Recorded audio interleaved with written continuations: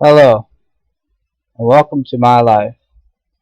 Just got done watching a video of my son taking shots of alcohol while his mother cheers him on in the background and takes pictures. Not a very good thing for a 3.5-year-old to be doing. Now, I'm here today to ask for help. Right now, his mother is sitting in county jail on a no bond status. And legally, I don't have any custody of our son because I just got out of prison. And has been placed with his brothers and sisters, great grandparents or grandparents or something like that, who really want him to go with me to Florida. Now, DHS, which is Child Services up there in the state of Iowa, won't place him with me at the current time. And their reason is because I haven't seen him that much, and because I live in the state of Florida, therefore they can't control what happens to him no longer if he's taken to Florida, where he'll be safe with his father. I'm drug free and I don't drink alcohol at all. And he'll also be with his other two sisters, which I have custody of, and they live with me right now. Now, a lot of things have been happening before this video, and you can see all those things in my other videos. Now, the reason why I found out about this alcohol drinking was because my ex-wife's daughter was very upset with her and started sending me photos of my son with an alcohol bottle up to his mouth. Once I received these photos, 10 days later I got in my car with my daughters and drove to Iowa to find out what was going on. Booked a hotel room in the same hotel that she's living in, and I stayed there for a week. During this week, I had my little nephew with me there, and he would hang out with my wife's older son. During this time, he went into another room with my ex-wife's son, and he texted me and he said, "There's smashed up stuff in here on a plate with a knife next to it." So that prompted me to make a report to the police station in Urbandale, Iowa. 2 days later, maybe 3, they came out and went into her room. I don't know why they went to her room because the stuff was in another room, but they went to her room and caught her with possession of a pill, some kind of pill, and possession of paraphernalia, and they arrested her. And her friend, or he called himself her boyfriend, she says that he's a stalker, but whatever, his name is John, bonded her out. And that was that.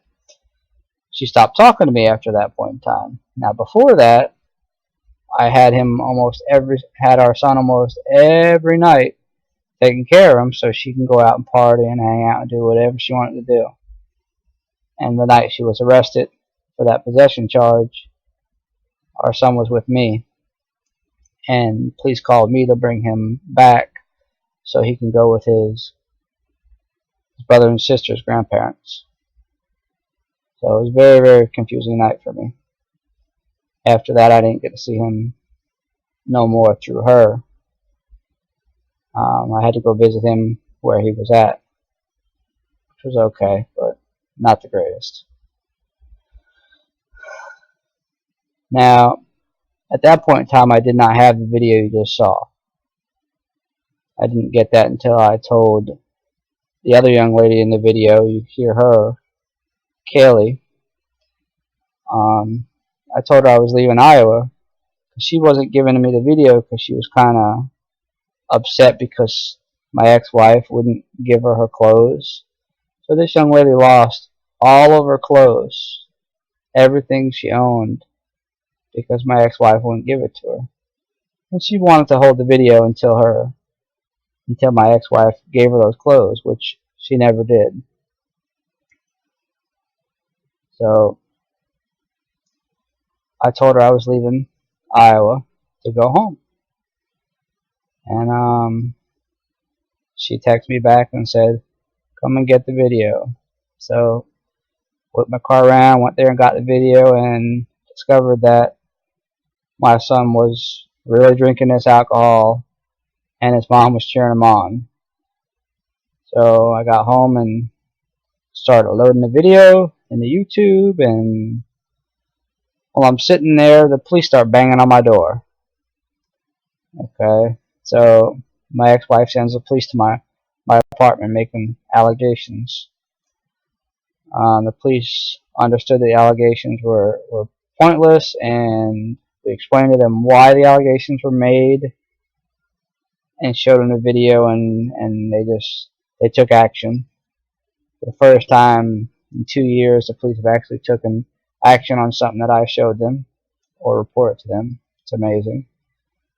And I think she's going to be arrested on that, or on those charges of child endangerment for that video.